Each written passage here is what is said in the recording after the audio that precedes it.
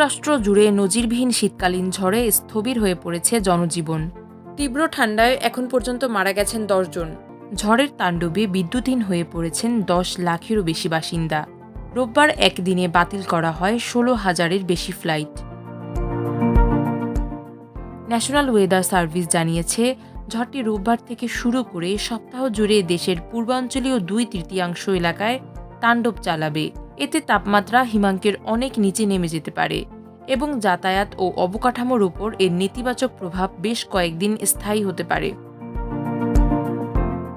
poweroutage.us এর তথ্য অনুযায়ী Tennessee, Mississippi, Texas, Louisiana, Kentucky, Georgia, Virginia এবং আলাবামাতেও ব্যাপক বিদ্যুৎ বিভ্রাট দেখা দিয়েছে।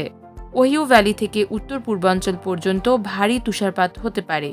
অন্যদিকে লোয়ার মিসিসিপি ভ্যালি থেকে মিড আটলান্টিক এবং দক্ষিণ পূর্বাঞ্চল পর্যন্ত বিপর্যয়কর বরফ জমার সতর্কতা জারি করা হয়েছে।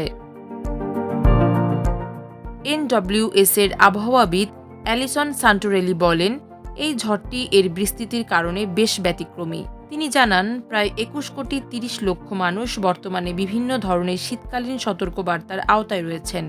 নিউ মেক্সিকো ও টেক্সাস থেকে শুরু করে নিউ ইংল্যান্ড পর্যন্ত প্রায় 2000 মাইল এলাকা জুড়ে এই ঝড় প্রভাব ফেলছে।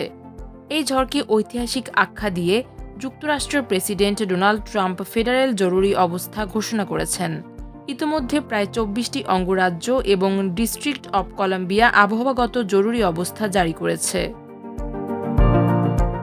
ফ্লাইট ট্র্যাকার flightaware.com এর তথ্য মতে রোববার একদিনে বাতিল করা হয় 16,000-এর বেশি ফ্লাইট এবং আরও 8,000 ফ্লাইট বিলম্বিত হয়েছে।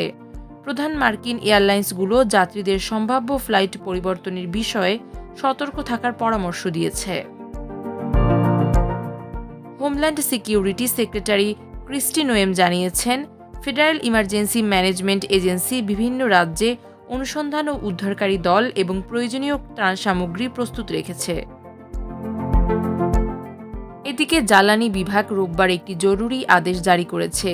এর মাধ্যমে গ্রিড অপারেটর PGM ইন্টারকানেকশনকে আইনি বা পরিবেশগত সীমাবদ্ধতা উপেক্ষা করে মিড আটলান্টিক অঞ্চলে বিদ্যুৎ উৎপাদন সচল রাখার বিশেষ অনুমতি দেওয়া হয়েছে।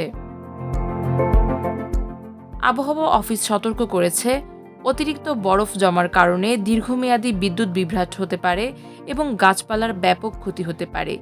এছাড়া ঝড়ের পর 1 সপ্তাহ পর্যন্ত প্রাণঘাতী ঠান্ডা অব্যাহত থাকতে পারে, বিশেষ করে উত্তর সমভূমি এবং আপার মিডওয়েস্ট অঞ্চলে। সেখানে বাতাসের শীতল প্রবাহের কারণে তাপমাত্রা -45 ডিগ্রি সেলসিয়াস পর্যন্ত নেমে যেতে পারে, যা মাত্র কয়েক মিনিটের মধ্যেই মানুষের শরীরে ফ্রস্টবাইট ঘটাতে সক্ষম। মাল্টিমিডিয়া ডেস্ক, আমার দেশ।